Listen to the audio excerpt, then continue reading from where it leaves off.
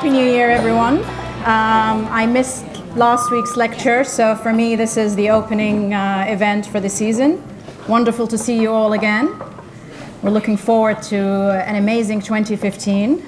It is now time for me to introduce our speaker today, Professor Karima Bennoune. I believe the World Affairs Council has hosted Professor Bennoune before, and it was a real pleasure to be able to call her up literally the day of the Paris attacks to ask her if she would come out and speak to us again. In fact, at the time, I just saw her on CNN being interviewed, and I was very interested in what she had to say, only to be told that the World Affairs Council has already had her before, which is the usual answer I get.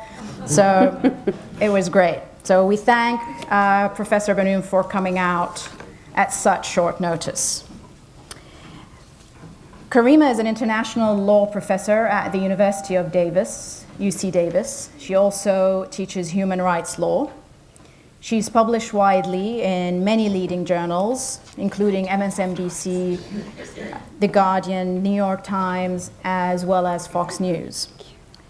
She currently sits on the board of Network of Women Living Under Muslim Laws and was legal advisor for Amnesty International. She was also on the executive council of the American Society of International Law. She has also consulted on human rights issues for the International Council on Human Rights Policy and for UNESCO. This has, of course, taken her to many places around the world, including Afghanistan, Bangladesh, Pakistan, Tunisia, amongst many others. Professor Karima has published a book in the name of The Fatwa, Your Fatwa Does Not Apply Here. It's a collection of stories that she has compiled after interviewing a group of people traveling around the world to talk about struggles and fight against terrorism. In fact, we have her book in the back. I would highly recommend for you to purchase the book. And she also has an amazing TED Talk where she tells us some of those stories from her book, and I highly recommend all of you to look that one up. So please join me in welcoming Professor Karima Bennoune to our podium today.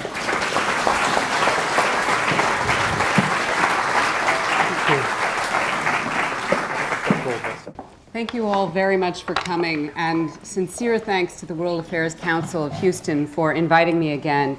I am such a believer in what they do in promoting discussion of world affairs, which is so urgent today. I have kept hoping that my work would become irrelevant.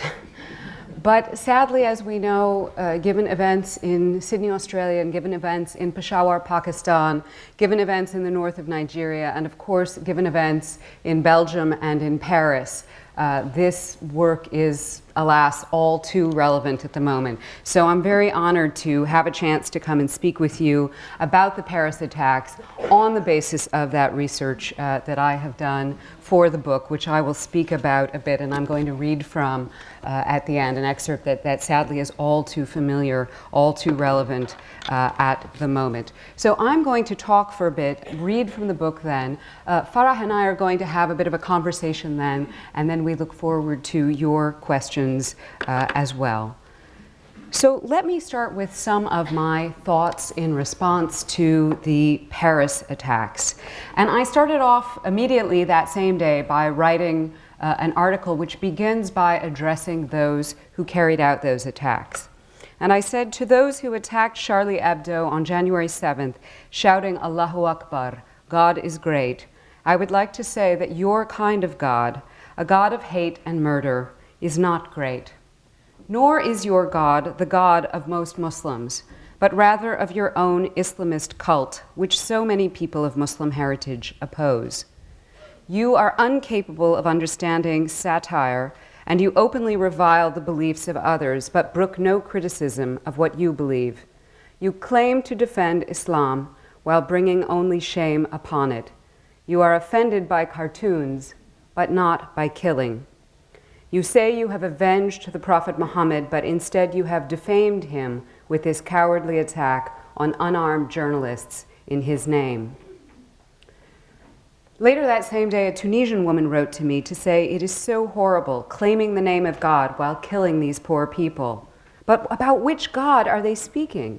And she used a sort of ironic outrage tone worthy of Charlie Hebdo itself when she insisted that the deity would indeed be gratified that they are making him a god of intolerance and blood.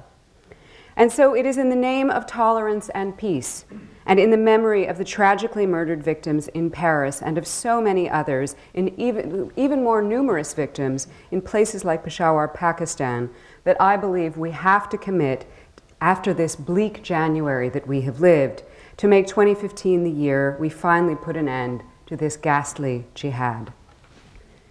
Now, first information suggests that the attack was carried out by people affiliated with al-Qaeda in Yemen. There's an excellent study in the Sunday New York Times of the Qureshi brothers and their links with al-Qaeda that makes really required reading in these times. But in any case, their indisputable connection is with the pernicious ideology of international Islamism and with its myriad armed manifestations. There may also be an ISIS link. Now, these movements are, to quote the Algerian sociologist Marie-Aimée Ali-Lucas, who I cite in my book, what she calls political movements of the extreme right, which in a context of globalization manipulate religion to achieve their political aims. So what I am talking about tonight is not the Muslim religion, which is one of the world's great religious traditions, followed by 1.5 billion people around the world who are either practicing or of that heritage, and they practice in many different ways. That is not what I am talking about tonight. What I am talking about tonight are Muslim fundamentalist movements, specifically their armed wings, that fit in this category that Marie-Aimée Ali-Lucas was writing about, that I understand as political movements and not as religious or spiritual projects. Now, Marie-Aimée Ali-Lucas, the Algerian sociologist, immediately after the Paris attacks, along with an Iranian feminist named Mariam Namazi, quickly wrote an online petition in denunciation of the Charlie Hebdo attacks, a petition that I have to say was signed by people in many places in many parts of the Muslim world, including people who were taking great risks to sign their name because they were based in countries like Sudan. Very, very important to note that. And one of the things that this petition said is what is needed is a straightforward analysis of the political nature of armed Islamists. They are an extreme right political force working under the guise of religion, and they aim at political power. They should be combated by political means and mass mobilization. And I think that is very good advice that we should listen to and take very seriously from people who have been working on these issues and living at risk of these movements for many years. Now, this latest horror in Paris is sadly only one in a long line of Muslim fundamentalist assaults on thought. "Those who combat us with the pen will die by the sword," declared the armed Islamic group in Algeria back in the 1990s while slaughtering intellectuals. And just this last December, an Algerian Salafist called for the public execution, possibly by crucifixion, of the prominent Algerian novelist Kamel Daoud, a free thinker who recently made waves with his rewriting of Camus' The Stranger from an Algerian perspective, and who had dared in a television appearance to say that Arabs must reflect on the role of religion in their societies to be able to move forward. It is especially critical, in my view, to understand that history, but also in the immediate moment, not to blame the victims for the Paris attack. And I have heard a great deal of this in many quarters, and it concerns me very much. However challenging some of their drawings and writings may have been for some, and I stress for some, they did what satirists always do. They pushed boundaries. That is indeed their right. And modern society needs those who dare to claim that none of our emperors have any clothes, however rude that claim may be at times. Charlie Hebdo are equal opportunity offenders. They have lampooned the Pope, they have lampooned Jewish orthodoxy, they have lampooned the mullahs, Muslim fundamentalist religious leaders. Now, I have to stress something that has gotten lost here is that many people of Muslim heritage actually appreciate satire, and in fact, we have satirists of our own who often also push limits, and you can see them making fun of groups like ISIS and the Taliban at great risk very, very often. And I think here of the words of the late, and I think the PowerPoint has stuck, thank you very much. The words of the late, great Pakistani arts promoter Faizan Pirzada, who you see here on the left, who took tremendous risks to present cultural arts programming in Lahore, Pakistan, despite receiving threats, and at one point one of his festivals was actually bombed. And when I interviewed him for my book, one of the things that we talked about was the Danish cartoons, which are of course at the heart of the Charlie Hebdo controversy, and I will never forget and have thought a great deal in recent days about what Faizan Pirzada said about those cartoons. This is a very religious man, and he said, if these cartoons were seen by the Prophet Muhammad, he would have had a laugh, as simple as that. So you have to remember, we cannot assume that everyone is offended. Certainly some people are. Some people view any depiction of the Prophet Muhammad to be offensive, but there are many people who are not offended, and of course there are others still who are offended by something they have never seen.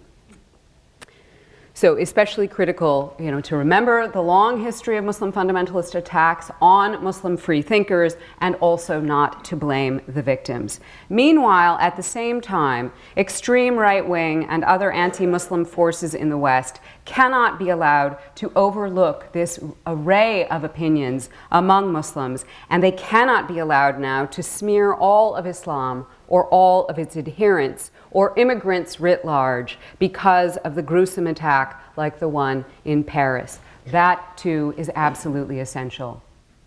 So what do we do now? This is the question that I have been thinking about a great deal. What do we do now?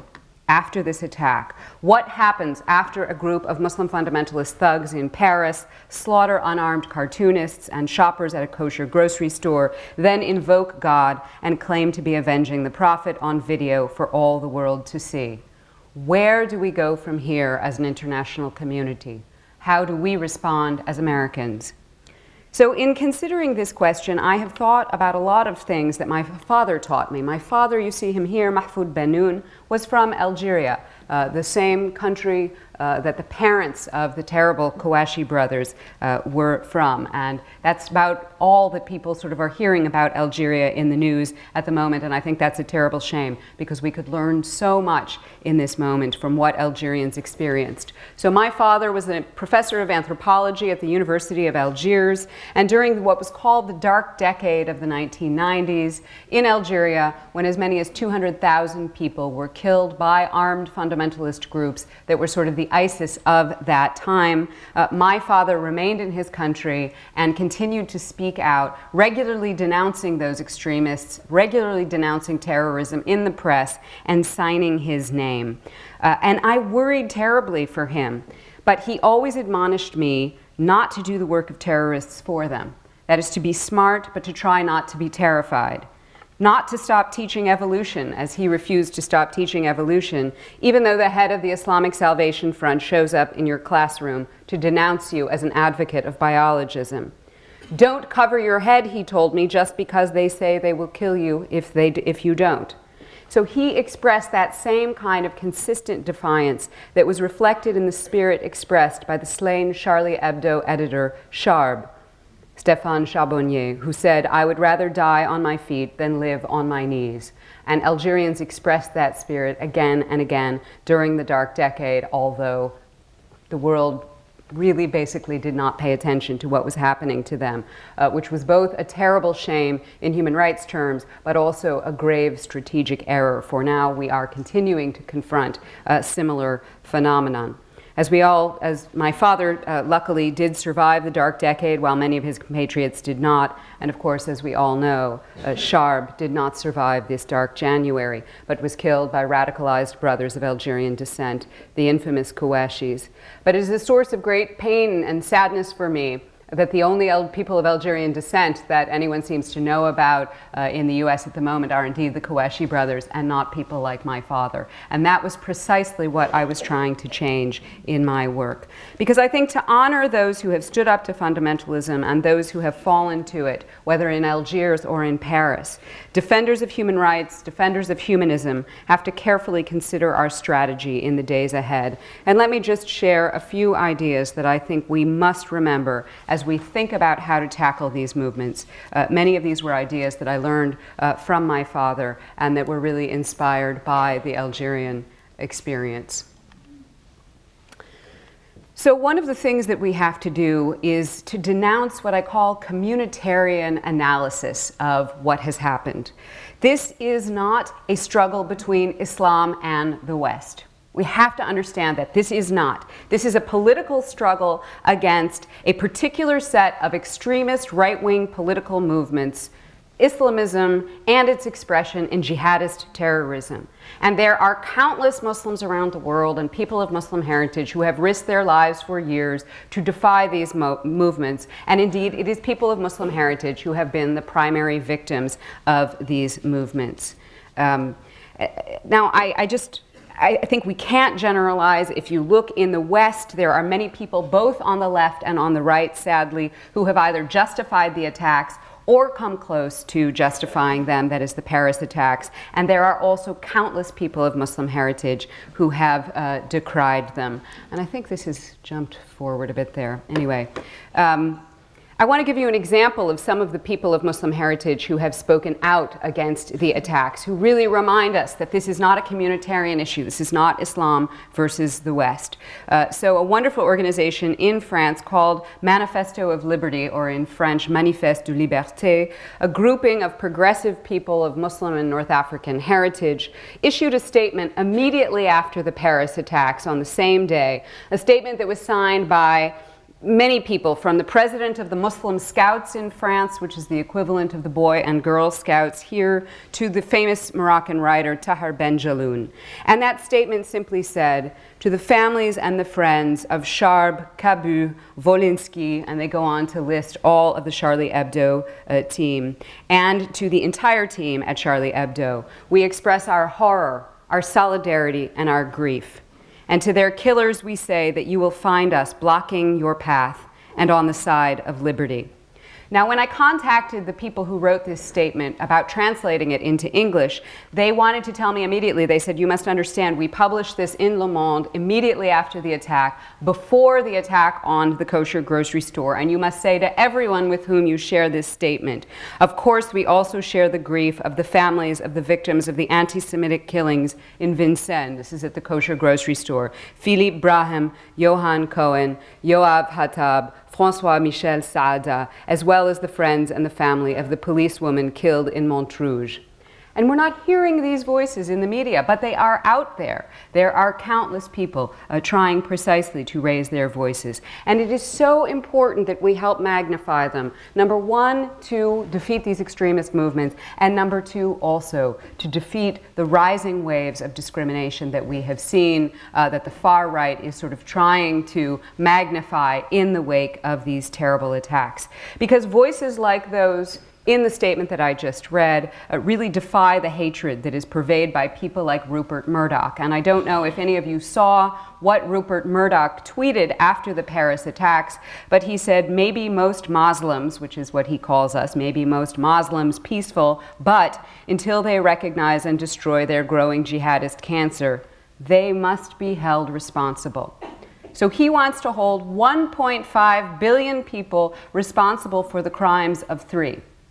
This is absolutely and completely unjust, and it's a strategic catastrophe because it paints this again as a war between the West and Islam. And if you take nothing else away from me tonight, it would be the idea that it is not. And to say what Rupert Murdoch said on tweet completely erases the struggles of people like my father, who were out there defying terrorism in the pre-9/11 world before Americans were even worried about it. So it is absolutely essential that we get away from that kind of worldview. What we have to do, and I wrote this on the Huffington Post recently, is to refuse to sign up for a clash of civilizations, a clash that both the Islamist terrorists and the far right in the West, like the National Front in France and like some here in the US, have in mind. And instead, despite terrorism, despite the terror, despite sort of the horror that they are trying to provoke in us, what we have to do is cling to the principles of liberty, equality, brother and sisterhood, dignity, and universal human rights. We have to have the sophistication to, as I call it, think multidirectionally. As the former Charlie Hebdo journalist Caroline Fourest, whom I interviewed on the day of the attacks, insisted, racism must not excuse fundamentalism, and fundamentalism must not excuse racism. We have to unceasingly fight both at the same time.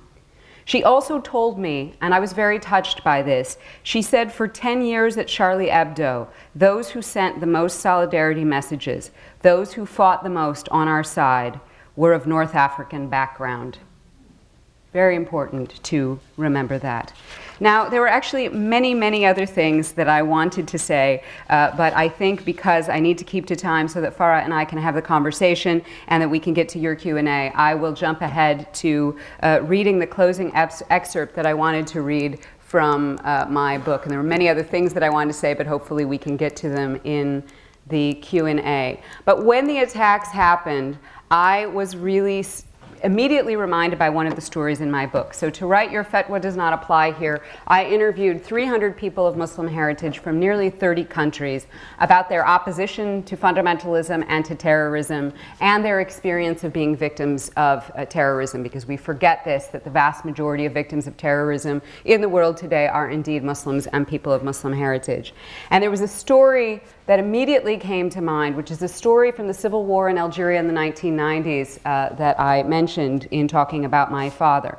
And Algerian journalists were among the main targets of the armed Islamic group and the jihadist groups in Algeria, just like in the attack on the Charlie Hebdo offices, and just like the Charlie Hebdo journalists who insisted on getting out their paper the next week, and bravo to them for that.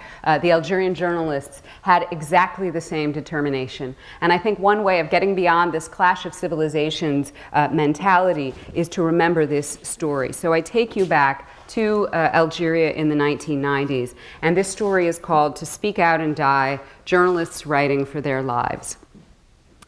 Algerian newspaper publisher Omar Belhouchet went to the town of Blida on February 11, 1996, to attend the funeral of a reporter who had been assassinated by the fundamentalists. Given the danger, he was the only journalist there to mourn with the family.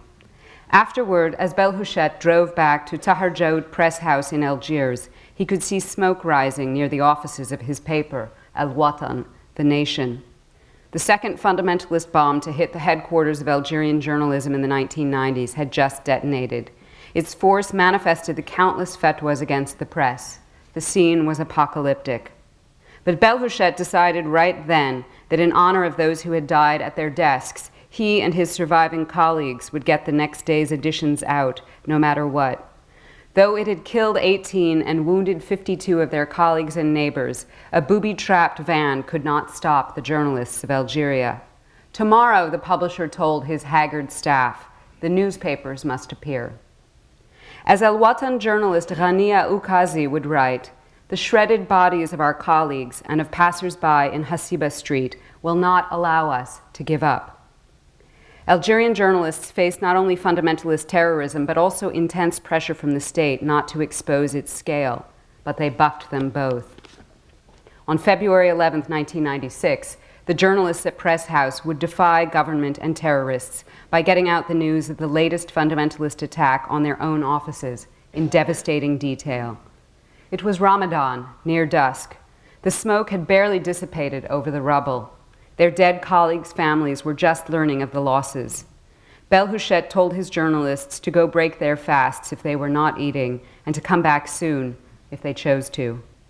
Returning to Tahar Jaoud Press House after dark under these conditions was no easy decision, and telling the story almost 15 years later remains visibly painful for Omar Belhouchet.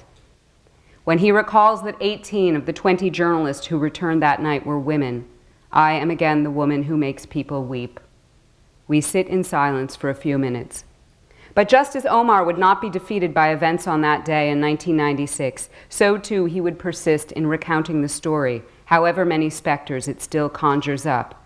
He tells me that somehow, they did get the papers out that night. Under the banner of El Watan, they published a page for each of the other dailies based at Press House, including those whose offices had been utterly destroyed. And you can see some of it's not very good copy of the old papers from the 90s, but journalists carrying their colleagues out of the rubble there.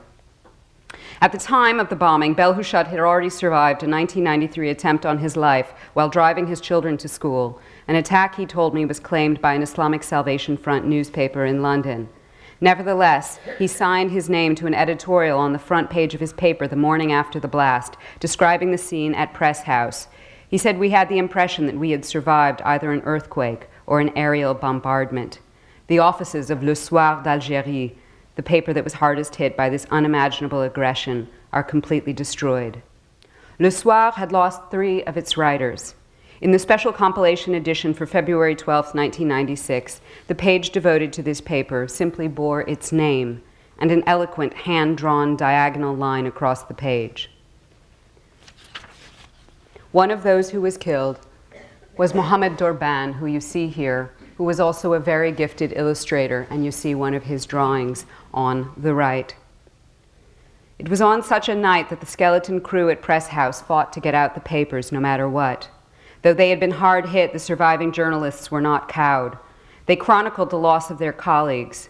One article told how reporters desperately tried to help rescue workers detect a sign of the poetry-loving culture editor Alawa Ait Mbarak, whom they believed to be buried in the debris. Our souls were battered, the journalist wrote, but we swallowed our tears so as not to seem defeated. In October 2010, an El Watan staffer helps me dig up that legendary edition of February 12, 1996. It was produced as an act of will by journalists who had survived the conflagration, had been trapped under office furniture, had wrenched the bodies of their friends from the rubble, had broken their fasts, and had gotten back to work. It is a testament in black and white to the fact that in Muslim-majority countries, journalists have long been on the front lines of documenting the impact of fundamentalist groups, and many have refused to relent, regardless of the peril this brings. And I'm going to end with the last few lines from this chapter, and I would like to dedicate them to the journalists at Charlie Hebdo. So one of the women writing that night was the woman, as I mentioned, named Rania Ukazai, and she asked a question in her article. So she wrote her article in the ruin of Press House that night. It was published the next day. And here was the question she asked. Pen against Kalashnikov, is there a more unequal struggle? And what Rania Ukazai answered on that night of rubble, dust, and tears back in 1996 remains all too relevant today. Her answer was, what is certain is that the pen will not stop. Thank you. Thank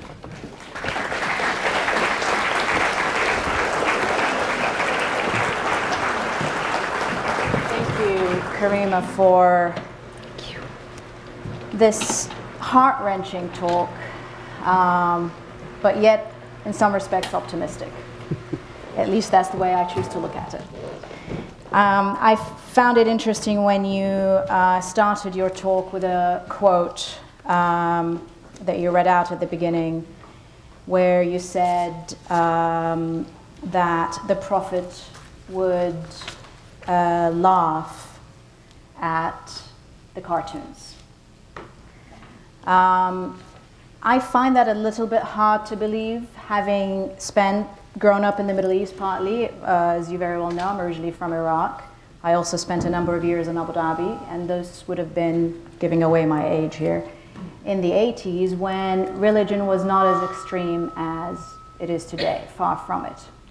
But even in those days, to question was heresy, to laugh was unthinkable. So how do you think we can move away from that to the point where we can laugh at ourselves and our religion? I mean, I do think that things have not always been as they are now.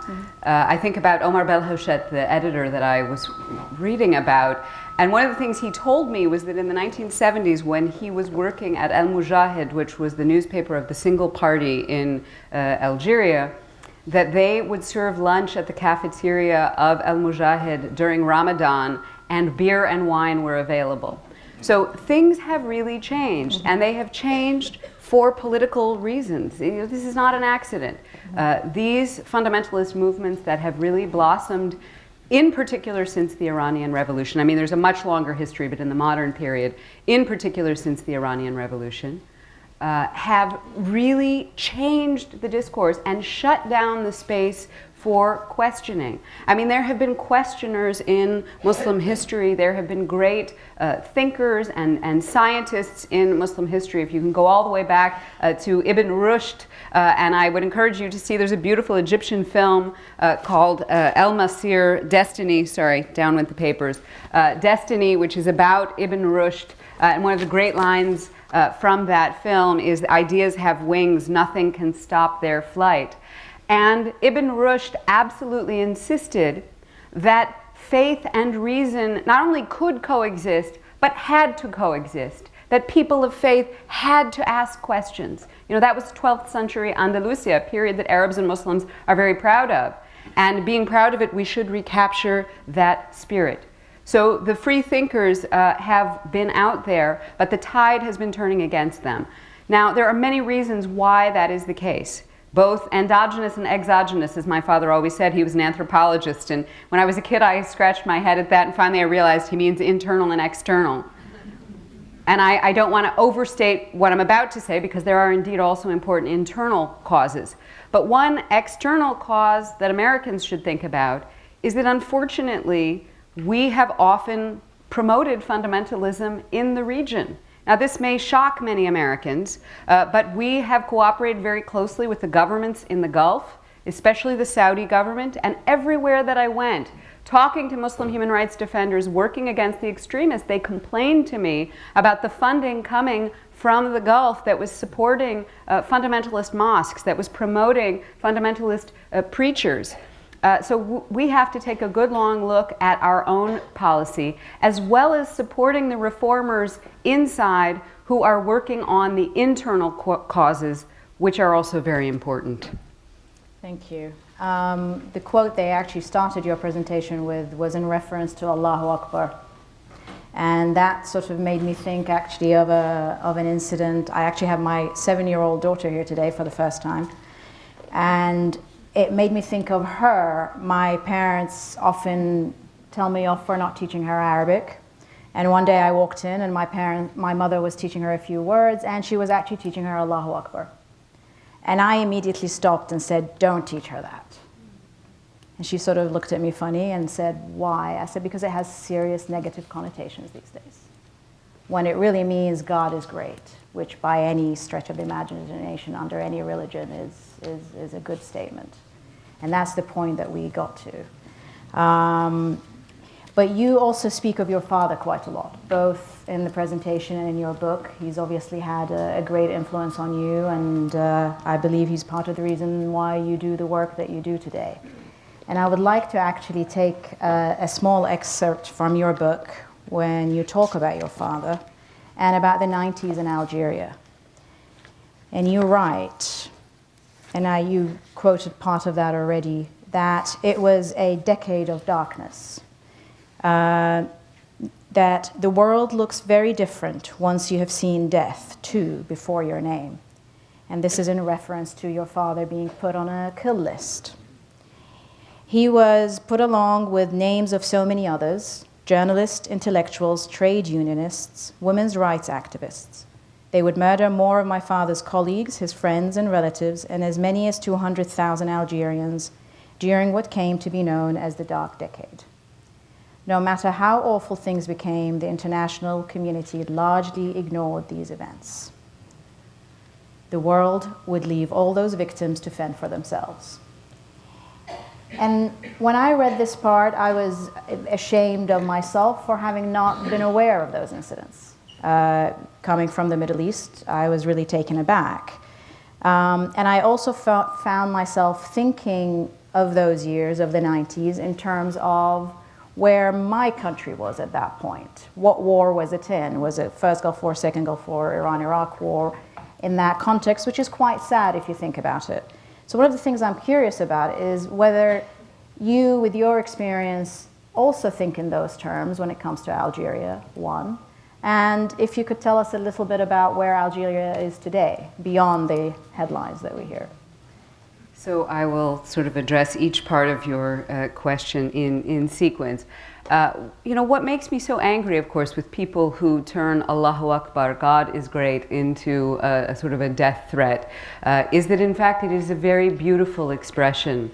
And, you know, I talk about in the book being in Tahrir Square and seeing a wonderful liberal imam in Egypt who was up there in March of 2011 expressing solidarity with the Christians of Egypt, denouncing the arrests of Christian activists in Egypt, calling for their release, calling for support for people across the region who were standing up to repression, and then, you know, as he was giving this speech, then praying and then saying, Allahu Akbar. And I say there that, you know, I myself in that moment wanted to pray with him because his kind of God is great. So it is all about what you mean by that statement, and I believe we absolutely have to take it back from the extremists and get back to the beauty of that and the humanist meaning of that for so many people, as well as the spiritual meaning.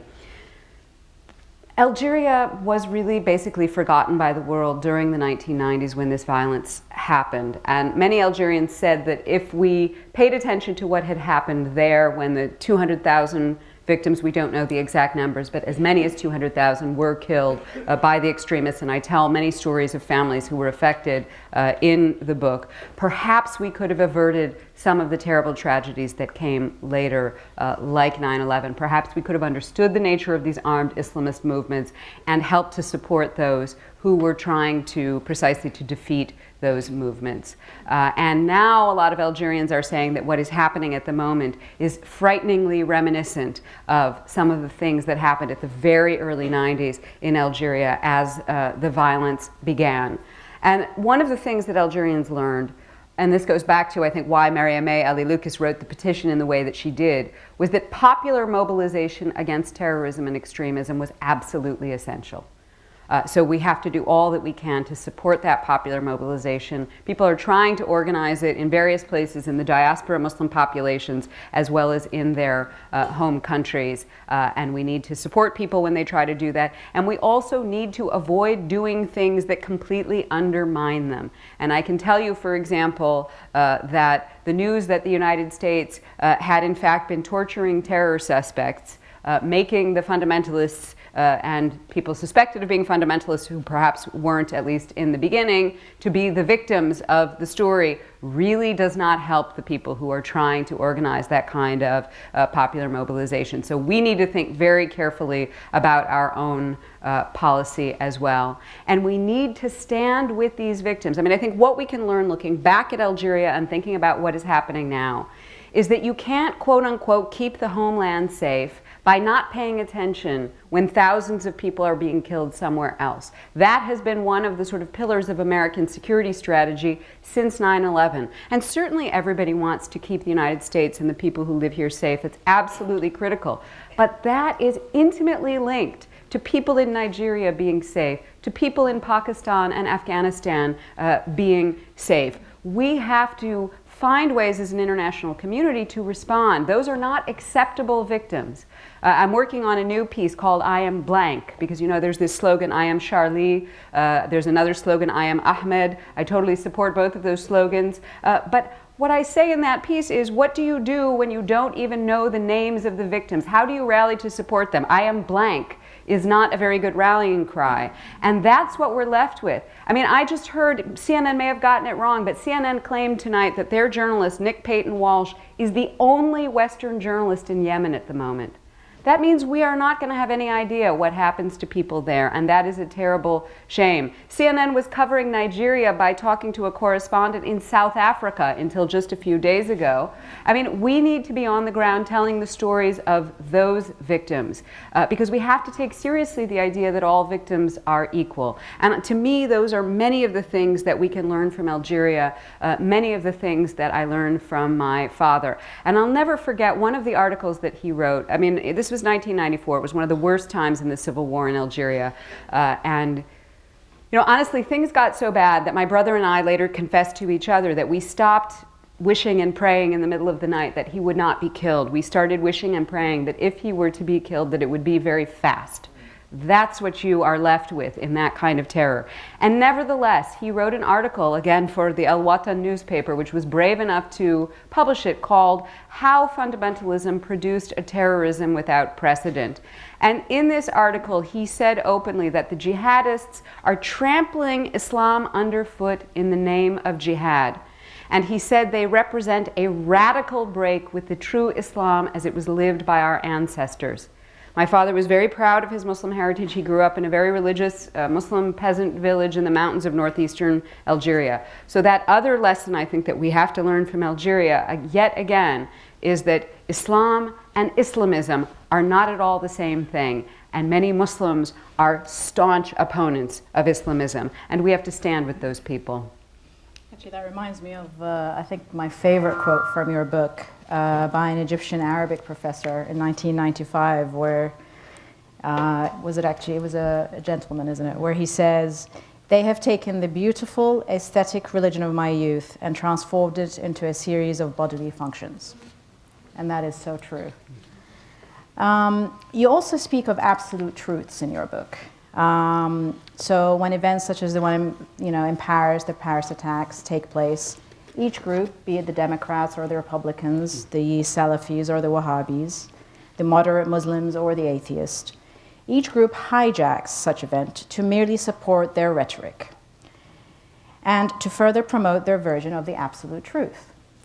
How can we, as a society, move away from this absolute truth, stop seeing the world through the prism of us and them? I mean, I think I'll pick up on the piece about, you mentioned Republicans and Democrats. There's a section in my book called How the Right and the Left in the West Both Get This Wrong. And I do see that on the right, some, and I stress to say some, have engaged in increasing amounts of discrimination against Muslims or generalizations about Muslims to suggest that, all or most Muslims are fundamentalist or something about Islam is inherently fundamentalist. And for me, this is just inherently wrong, first of all, completely offensive and discriminatory, but sort of a completely mistaken way to construct our strategy. Meanwhile, on the left, and I would situate myself sort of left of center, although I'm often irritated with the left as well. I consider myself very much of an independent. On the left, I have been very frustrated by some, and again, I stress some, whose response to some of the racism and discrimination that they've heard and the generalizations of the right has been to downplay Muslim fundamentalism and terrorism, or excuse it, or justify it, or come up with all sorts of historical explanations for why it's, really completely understandable, and how the fundamentalists really represent Muslims, and sometimes even worse, sort of almost apologize for it.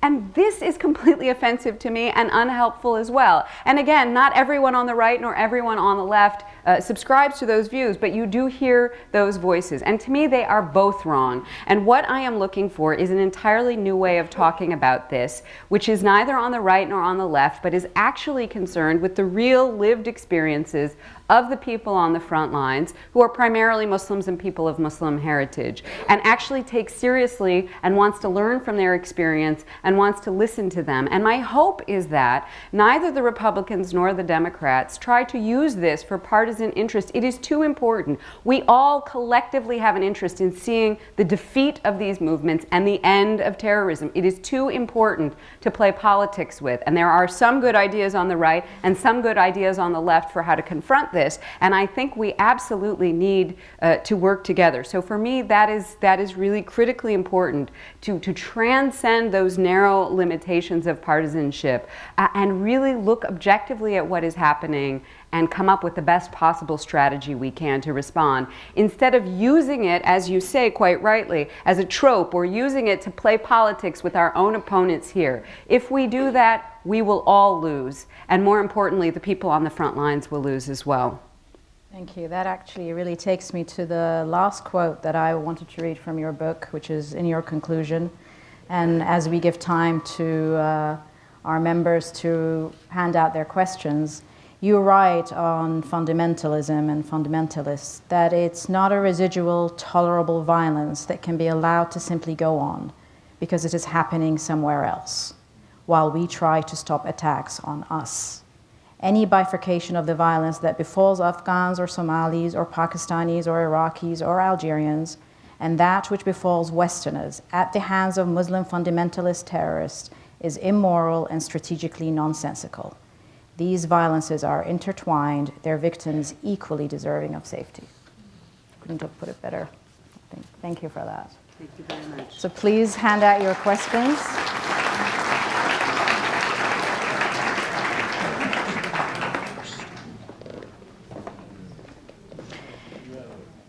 Got the first question from the audience. To your point that this is a struggle within Islam, some in academia have suggested that these attacks are part of a greater reformation that has been going on within Islam for decades. What are your thoughts on this? I mean, it's certainly, you know, I do believe this is a struggle within Islam, or among, I actually would say among Muslims across the political spectrum. Sort of, this is a struggle between the far right in Muslim majority contexts and diaspora populations and the entire rest of the political spectrum. There is also a sort of a separate issue I see that has to do with the reform of Islam and the theological reform. There's a great book by Abdullahi An-Naim, a Sudanese professor who teaches at Emory University Law School, Towards an Islamic Reformation. It deals with all of those issues, and I do think those issues of theological reform are very important. Opening the door of interpretation, Bab al-Ijtihad, there's been a whole struggle within Islam about whether that door is closed or open, reformers wanting to argue absolutely it is open. But I do not see what is happening now as primarily a theological struggle, though certainly sort of theological reform could contribute to it. Again, to me, this is a political struggle. And in fact, the interpretation of Islam that the fundamentalists have is viewed as largely entirely heretical by most other mainstream Muslim traditions. So I think what, you know, if we want to understand the attacks, it seems to me that part of what is happening is actually a competition among the jihadist groups. And what had happened really is that ISIS had claimed center stage. ISIS was where the action was. That's who the international community was paying attention to. That's where recruits were going and funding. And Al-Qaeda seems to have wanted to get back in on the action, and their way to do that, their way to take center stage again, was to carry out a very quote-unquote spectacular attack. And you know, that to me is what the Paris attacks represented. And I think what we absolutely have to do is to avoid responding in the ways that they want us to respond. You know, they want a clash of civilizations, and we have to refuse to give it to them. Thank you. You said at the beginning of your presentation that the solution is mass mobilization. What do you mean by mass mobilization? Well, one of the things that happened in Algeria in the 1990s, over time, and it takes time for a population to understand what is happening. Violence, we know this, Americans living through 9/11, older Americans having lived through you know, other conflicts in the past and so on. Violence is very destabilizing. But after a few years, by about 1993, 1994, Algerians really woke up to what was happening. They realized that these people who were using religious language, in fact, had nothing to do with the Islam of their grandparents, that this was some new, strange political animal, and that they had to oppose the terrorism that was beginning to affect whole sectors of Algerian society. And so they started to go out and protest in the streets of Algiers. At first it was women activists, very brave women activists in an organization called the Rally of Algerian Democratic Women. And every time there was a terrorist attack, they would be out there. They demonstrated in front of the president's office wearing targets to show that, you know, intellectuals and women's rights activists were being targeted. targeted. When there was a terrible bombing almost exactly 20 years ago on Boulevard Amirouche in downtown Algiers that killed many people, they were there the next day at the bomb crater and actually filled it with flowers. And over time, this mass mobilization that turned more and more ordinary people out on the streets to protest terrorism, or to do simple things like when the fundamentalists said, "We'll kill you if you go to school," everyone took their children to school. Everyone. Mothers were out there standing outside the school building waiting for their kids. That too was a form of mass mobilization against terrorism. And so popular opinion then turns against the jihadists. They can't claim that base of support. They can't recruit. They can't get funding. They can't find safe haven and succor in the population. There are many forms of mass mobilization, but those are some of the forms that I am talking about. We have a question from Adam Brown from Episcopal High School. It seems like discourse that is differentiated between political and religious activism has existed since at least the 90s and only grew as a result of 9/11, specifically amongst academics.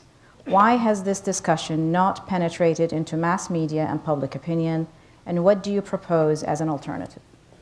That's a great question. We talked about this a bit last night with the Young Professionals Group of the World Affairs Council, another wonderful event that they organized for me while I was here. And you know, one of the things I think is that unfortunately our media does not deal in complexity a lot anymore. I mean, our written media is trying to, but of course our newspapers are under threat. They're dying. There's a wonderful, full two-page study in the New York Times of the Kouachi brothers. Long live real journalism. That's what we need, in-depth studies. The first time that I went to appear on television to talk about my book, I was told that my answers to any particular question should not be more than 3 sentences. You can't really understand something in less than 3 sentences. I think we are operating in a world of tweets and bullet points, and as useful as those may be at sort of communicating the broad brush, you lose the nuance. And to really understand what's happening here, to find the most effective strategy, we're going to have to deal in nuance and complexity. I think that's really the best answer that I can give to that question. Excellent, thank you. This is another good question, actually, and it takes from our discussion again yesterday. Are there prominent Muslim spokespeople in the US and Europe who are speaking out against these extremists that we can read and rally behind?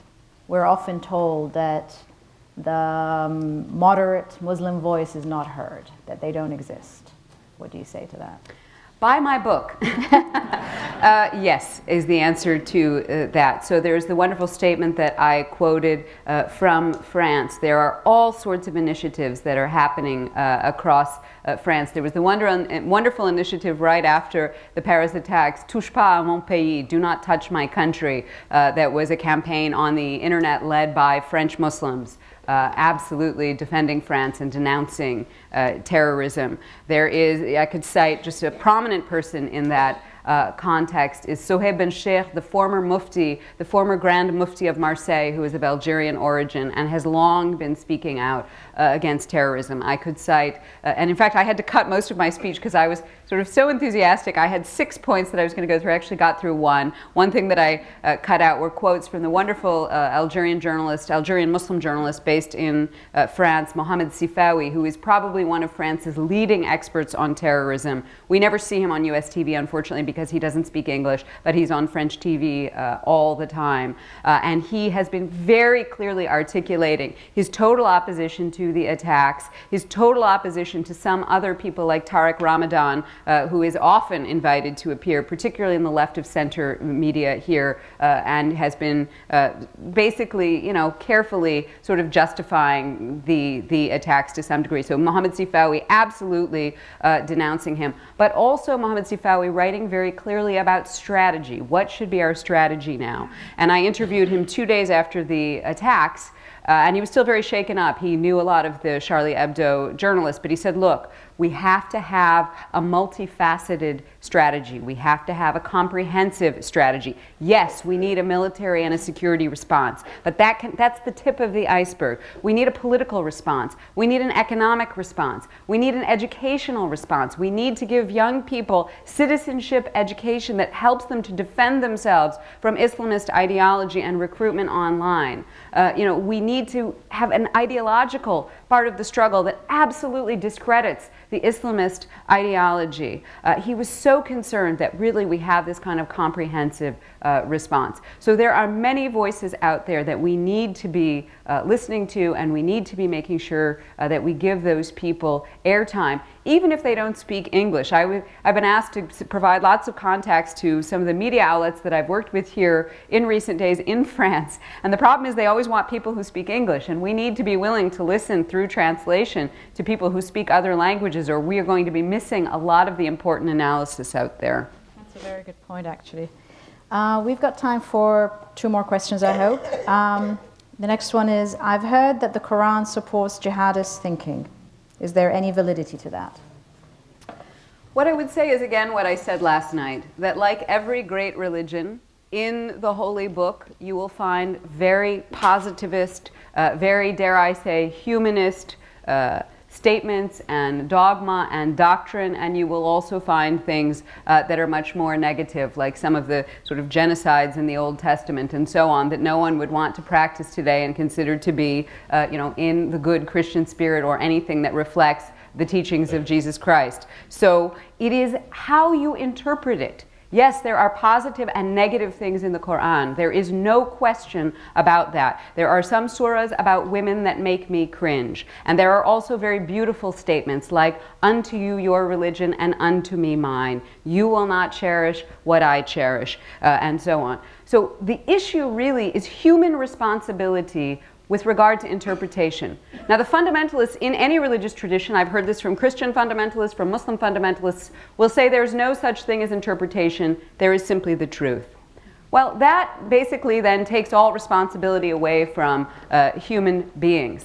There is the divine and there is the religious, and those are 2 separate things, as a great Nigerian activist I interviewed for my book told me. And we have to take responsibility for the human contribution to religion and interpreting religion in ways that very often are not at all divine. And so what we need to do in Muslim contexts and any other context where people are combating religious extremism is to work for interpretations which are in line with modern human rights values, which I believe my human rights tradition does not just come from my American Western mother, it comes from my Algerian Muslim father, absolutely. And so to me, that's the real struggle. We've got another brilliant question from a student, Hamid Nazemi from Auti International School. He asks, would you identify Wahhabism as the main force behind the global spread of extremist Islam or fundamentalism? And if so, how? Wonderful question. When I get questions like that from students that are so well informed, I have a lot of hope for the future. So thank you very much to the questioner. Wahhabism, of course, being a tradition, sort of a fundamentalist interpretation of Islam, developed in Saudi Arabia, exported by the Saudi regime around the world with millions and millions of dollars to back it. It was also very shocking to many Saudis. I interviewed a wonderful Saudi woman in the book, Thoraya Obaid, who comes from a religious, liberal Saudi family. She was the first Saudi woman to come and study at the college level in the United States, and her deeply religious Muslim father supported her in this. But he was not a Wahhabi, and she tells me the story where the first time he came home from the mosque, and the Wahhabis had become very influential in his mosque, and they were telling people things he'd never heard, and he said to Thoraya, what is this Islam that I don't know? You know, I am a very devout person, I have been my whole life. What is this Islam I don't know? And so part of what we have to do today, in my view, those of us within the Muslim tradition or of Muslim heritage, is to defend that tolerant, open Islam of Thoraya's father, who promoted her studying abroad, who understood the first line from the Quran as an injunction to all Muslims, men and women, to read.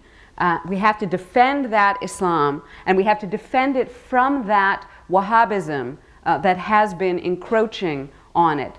We have to take back Allahu Akbar. We have to defend, to go back to what the Tunisian woman said, we have to reject the God of intolerance that the fundamentalists are projecting and go back to the God of love that Rumi, the great poet Rumi, wrote about.